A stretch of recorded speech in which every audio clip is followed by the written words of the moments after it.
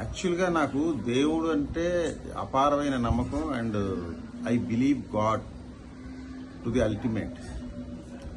కానీ మూఢనమ్మకాలంటే నాకు ఇష్టం లేదు. దెయ్యం అంటే నమ్మను.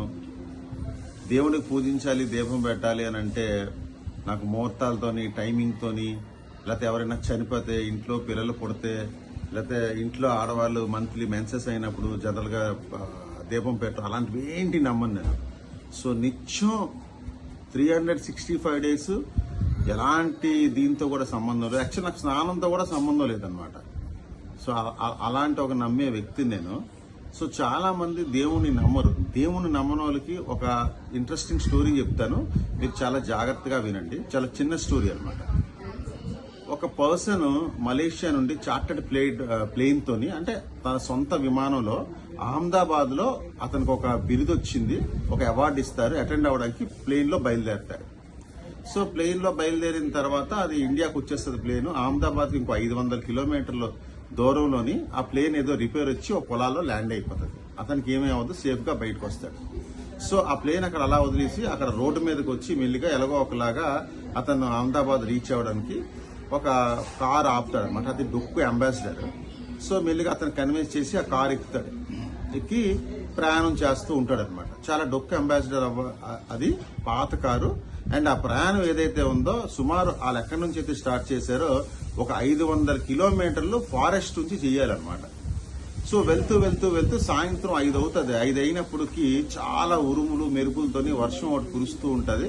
ఇంకా కారు ముందుకు వెళ్ళలేని పరిస్థితి. ఆ కార్ డ్రైవర్ ఏమో, సార్ ఇంకా నేను ముందుకెళ్ళాను, ఇక్కడతో నీకు ఈ ప్రయాణం ఇక్కడ ఆపియాలి అని చెప్తే, ఇంకా చేసేదేం లేక అక్కడ రోడ్డు మీద ఒక సైడ్కి కారు ఆపేసిన తర్వాత ఇలా ముందు చూస్తే ఆ కొంచెం సుదూర దూరంలో ఒక చిన్న లైట్ వెలుగుతూ కనిపిస్తుంటది అనమాట. సో ఆ ఇంటి దగ్గరికి వెళ్ళి తలుపు కొడతారు. తలుపు కొడితే అక్కడ తలుపు తీస్తుంది ఆవిడ. తలుపు తీసిన తర్వాత ఆయన చెప్తాడు, ఇలా ఇలా మేము వెళ్ళాలమ్మా పలానా దగ్గరికి, సో ఇలా ఉండిపోయాం మేము ఇక్కడ, సో ఈ రాత్రి మాకు ఇక్కడికి అకామిడేషన్ ఇస్తారా అని అడుగుతుంది. సరే అంటే ఇస్తారని అకామిడేషన్ ఇస్తుంది ఆవిడ. సో వాళ్ళకి ఒక రూమ్ ఇస్తుంది. రూమ్ ఇచ్చిన తర్వాత నైట్ ఫుడ్ కూడా వాళ్ళకి పెడుతుంది. ఫుడ్ పెట్టిన తర్వాత వాళ్ళు అక్కడ నైట్ అంతా విశ్రాంతి తీసుకొని మార్నింగ్ లేచి రెడీ అయ్యి తెరపిస్తుంది. బాగానే ఇంకా బయలుదేరుతూ ఉంటారు. బయలుదేరే ముందు అతను ఇంటి నుంచి బయటకు వచ్చిన తర్వాత టీ ఇస్తారు ఆవిడ. సో టీ ఇచ్చిన తర్వాత ఆయన టీ తాగేసిన తర్వాత ఆవిడకి అడుగుతారు, అమ్మ నాకు చిన్న ప్రశ్న ఉంది, నిన్నటి నుంచి మీకు అడగాలనుకుంటున్నాను, అడగొచ్చా అని అంటారు. ఆడంటారు, అడగండి పర్వాలేదు అని అంటారు. సో నిన్న నైట్ నుంచి నేను చూస్తున్నాను, నోట్లో మీరు ఏదో మామూలింగ్ చేస్తున్నారు, ఏదో మాట కంటిన్యూస్ గా అంటున్నాను, అదేంటమ్మా అని అంటాడు. అంటే అప్పుడు దానికి ఆవిడ సమాధానం చెప్తుందంటే, నాకు నారాయణ అంటే ఇష్టం, నేను నారాయణ నారాయణ నారాయణ అని అలాగా జపిస్తూ ఉంటాను బ్రేక్ లేకుండాను. ఎందుకమ్మా అని అంటారు. ఏం లేదు బాబు, అక్కడ వేరే రూమ్ లో ఒక చిన్న అబ్బాయి ఉన్నాడు, మాకు 10 ఏళ్ల వయసు గల అబ్బాయి ఉన్నాడు, ఆయనకి బ్రెయిన్ లో ప్రాబ్లం వచ్చింది. సో ఆ ప్రాబ్లం ని నేను సెట్ చేయడానికి నాకు వీలైనంత చుట్టుపక్కల డాక్టర్లు, హాస్పిటల్స్ నేను అన్ని తిప్పేశాను, కానీ ఇంకా వీలవ్వలేదు.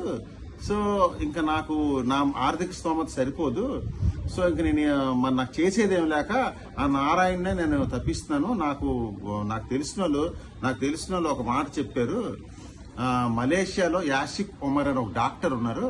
సో ఆ డాక్టర్ దగ్గర తీసుకెళ్ళినట్లయితే ఇతను బ్రెయిన్ సర్జరీ చేసి ఆయన సెట్ చేయగలరు.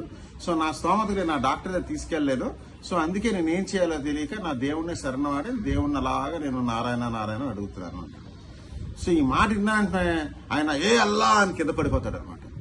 కింద పడిపోయి, అమ్మా ఎవరో కాదమ్మా, ఆ డాక్టర్ యాసిక్ ఒమర్ నేనేని అని చెప్పడతాడు. సో ఇందులో నీతి ఏంటంటే, దేవుడికి మనం మనస్సు చిత్తశుద్ధితో ఎక్కడ అడవుల్లో ఉన్నా ఎక్కడున్నా, మనకి ఏమీ లేకపోయినా, ఏ పూజ ఫలమో పెట్టకపోయినా, అన్నిటికన్నా పెద్ద ఫలం అంటే దేవుడు ఫలితం ఇచ్చేది ఏంటంటే మనకి జపం అనమాట. సో ఆవిడ చేసింది ఏ పూలు పెట్టలేదు, ఏ పళ్ళు పెట్టలేదు, ఏ వేల లక్షలు ఖర్చు పెట్టి పూజలు చేయలేదు. ఒక్క నారాయణ అనే మాట శృతించినందుకు ఆ మలేషియాలో ఉన్న డాక్టర్ ఆ అడవుల్లో ఉన్న వాళ్ళ ఇంటికి వచ్చేటట్టు దేవుడు చేశాడనమాట. సో ఇది దీని తాలూకు అర్థం. సో ఏదైనా మనం చిత్తశుద్ధితో ఒక మంచి ఉద్దేశంతో దేవుని స్మరించినప్పుడు డెఫినెట్గా మనకి దేవుడు ఏదో ఒక రూపంలో సాయపడతాడు. ఇంకా మనుషులందరికీ తెలియంది ఏంటంటే దేవుడు నేరుగా ఎవరికి హెల్ప్ చేయడు. దేవుడు మనిషి రూపంలోనే ఒకరికి హెల్ప్ చేస్తారు. సో ఆ మనిషి రూపంలో ఎవరికైతే హెల్ప్ చేస్తారో వాళ్ళకి మనం అత్యంత గౌరవం ఇచ్చి మర్యాద ఇచ్చి వాళ్ళ కృతజ్ఞతగా ఎప్పుడు మనకుంటే మనకు మంచి జరుగుతుంది. సో అల్టిమేట్గా ఇక్కడ నేను చెప్పేది ఏంటంటే దేవుడు స్మరించడం వల్ల ఎప్పుడు మనకు మంచి జరుగుతుంది. Thank you so much. ఎలా ఉందిరా?